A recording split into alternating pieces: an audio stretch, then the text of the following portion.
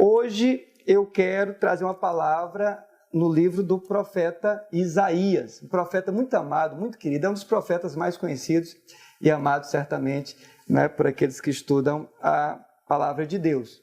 E eu quero falar sobre o capítulo 6, aquela famosa visão maravilhosa, onde um dia na vida de Isaías o céu se abre, ele vê Deus sentado no alto e sublime trono, e os anjos de Deus vêm até Isaías, e anjos especiais, são anjos que tinham 6 asas, né, voavam com 2, cobriam o rosto com outras 2 e os pés com o restante das asas, e esses anjos são serafins, e que tem na origem do seu nome, né, o termo, significando arder, queimar, consumir. Na angelologia é a classe de anjos que está mais próxima do trono de Deus, que defende ali o trono de Deus, né, contra toda impureza, né, que queira chegar até lá. E Isaías viu essa maravilhosa visão, a fumaça desceu naquele lugar, a glória do Senhor se manifestou, e Isaías então, mesmo diante daquele impacto todo, né, chocado com aquela maravilhosa visão, imagino que aquilo foi muito excepcional, então ele ousa falar no versículo 5 do capítulo 6, dizendo: então disse eu, ai de mim que vou perecendo. A sensação dele é que ele ia morrer naquele instante de tanta presença de Deus que havia ali, né? Que vou perecendo, porque eu sou um homem de lábios impuros, e habito no meio de um povo de impuros lábios, e os meus olhos viram o Rei, o Senhor dos Exércitos. Essa palavra no original, né, para impureza, que Isaías usa para definir sua impureza, é tame. E quer dizer, ela tem 3 aplicações pelo menos, né, que é a impureza relacionada a pessoa que não tem a condição de prestar o culto naquele momento, não se sente bem para ir prestar culto ao Senhor, algo aconteceu na vida dele que o bloqueou, né, que o tornou impuro para um momento de adoração. Ela também diz respeito à pessoa que tocou em algo morto, num cadáver, e por isso também não naquela situação, naquele momento, né, naquela dinâmica religiosa que Isaías vivia, essa pessoa não tinha condição também de se apresentar diante do Senhor. E na terceira aplicação, trata-se de impureza sexual, né? Uma pessoa que sexualmente estava impura e aquilo estava roubando, né, ela da presença do Senhor, né, gerando uma falta de alinhamento na sua vida. Você me pergunta, pastor, qual era então o pecado de Isaías desses 3? Eu não sei, mas te dizer. Eu sei quais são os meus e você deve saber quais são os seus que têm lhe afastado da rota do alinhamento, né, que têm lhe tornado impuro, essa sensação, sabe, desmotivação no seu coração, esse senso de quem não está bem com Deus, de quem não está na trajetória correta, que precisa voltar agora para um tempo de alinhamento. Então, diante dessa confissão, dessa declaração do profeta Isaías, né, porque a presença de Deus na nossa vida gera essa confissão, né, a gente acaba olhando para a gente dizendo, olha, eu preciso de mais de Deus, eu preciso melhorar, eu preciso agradar mais o coração do meu Pai, né, eu preciso estar mais alinhado com o coração de Deus.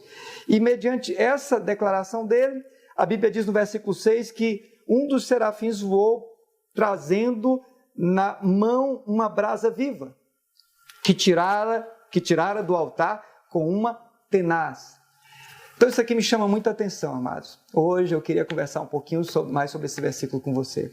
O texto diz que um desses anjos maravilhosos foi até o altar, havia fogo, havia brasa dentro desse fogo, e ele pega uma tenaz, que é um instrumento usado por metalúrgicos, né, por ferreiros, para tirar um artefato de dentro do fogo que está sendo trabalhado, para não correr o risco de queimar a sua mão, mesmo com equipamento, né? Eles usam uma tenaz, uma varinha de ferro, com uma garra na ponta, hoje em dia, né, eles fazem assim.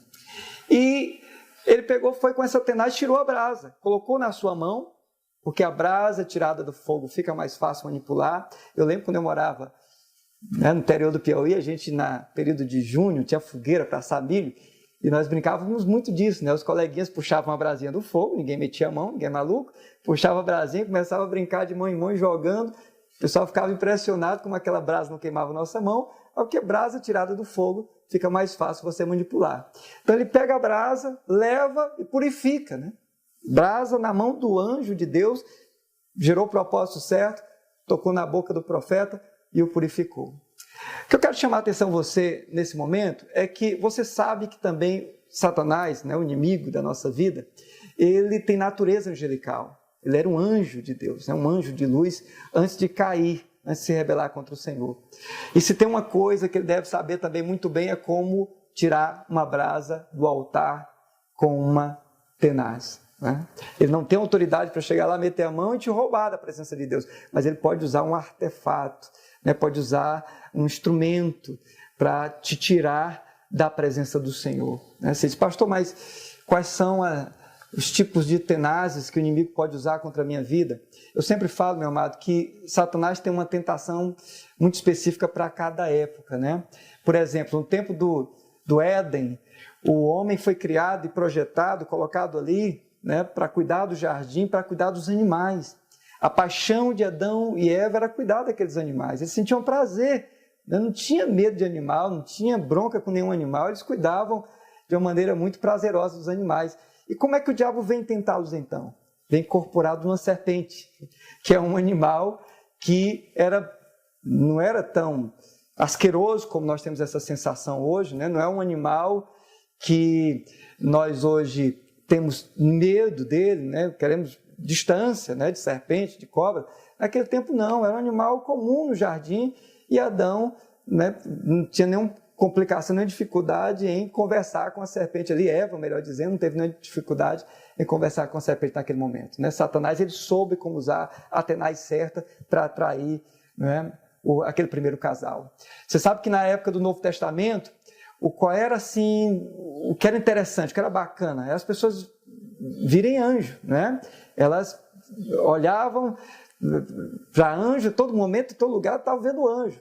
Porque um anjo vem falar com Maria, dizendo que ela está grávida, né, do nosso Salvador. Um anjo vem falar com José, como eu falei no vídeo passado, dizendo, José, não vai embora não deixa Maria não, porque o que nela está sendo gerado é do Espírito, né? Pelo Espírito está sendo gerado.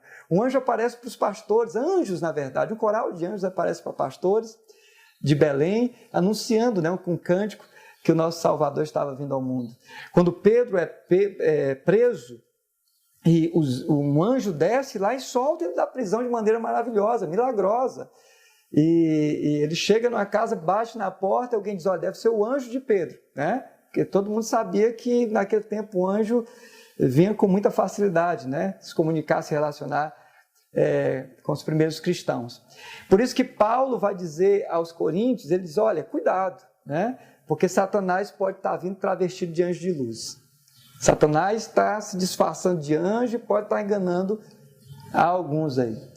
Hoje em dia, o que é que nós desejamos? O que é que nós queremos muito, né? Hoje em dia, o que nós corremos atrás muito é de tecnologia. A gente quer uma internet muito boa, muito veloz, a gente quer um celular que receba muitos aplicativos, né? E a memória seja maior possível, né? E a gente vai colocando esses aplicativos dentro e eles vão roubando a presença de Deus, porque a gente dá mais tempo para essas coisas do que para ler a Bíblia. Você passa 5 minutinhos lendo a Bíblia, cansa a sua visão, cansa a sua mente, e você passa horas conversando no celular, nas redes sociais, né? E o tempo vai passando e até uma proposta errada pode vir através de alguma mensagem. Eu estava vendo uma reportagem na Itália e diz que 40% dos divórcios hoje em dia, quando vai para a justiça, o marido ou a mulher queixa-se de um aplicativo de conversação, né, que encontrou uma mensagem errada, um vídeo errado, dentro do celular do esposo ou da esposa. Né? Então, assim, muitos casamentos se acabando por conta dessas redes sociais, por conta desses aplicativos, dessa tecnologia, e você tem que vigiar. Talvez hoje mesmo você está com esse problema na sua vida. E eu não estou dizendo que é mau o aplicativo, que é tecnologia, que a internet é coisa ruim. A gente usa para comunicar sobre o reino, para falar sobre Jesus. É maravilhoso isso. Agora, tudo com equilíbrio, né? Tudo com moderação. Buscando em primeiro lugar o reino de Deus e a sua justiça, né? Porque tudo que temos, tudo que somos, tudo que haveremos de ser, pertence a Ele. Né? Que você possa viver um tempo de alinhamento, né? Porque o alinhamento vivido na nossa vida vai refletir em tudo que nós temos. Né? O celular, o computador, a nossa rede social, tudo reflete o nível de alinhamento que temos no Senhor. Que o Senhor possa te abençoar, sabe? Porque a lição que nós aprendemos com esses anjos hoje com o anjo do Senhor, com esse serafim, hoje a brasa na mão certa cumpriu o propósito. A brasa numa mão errada, ela vai se apagar. Né? Que Satanás nunca te convença a sair da presença de Deus, de arder na presença do Senhor, que você marche firmemente para cumprir seu propósito em Cristo Jesus.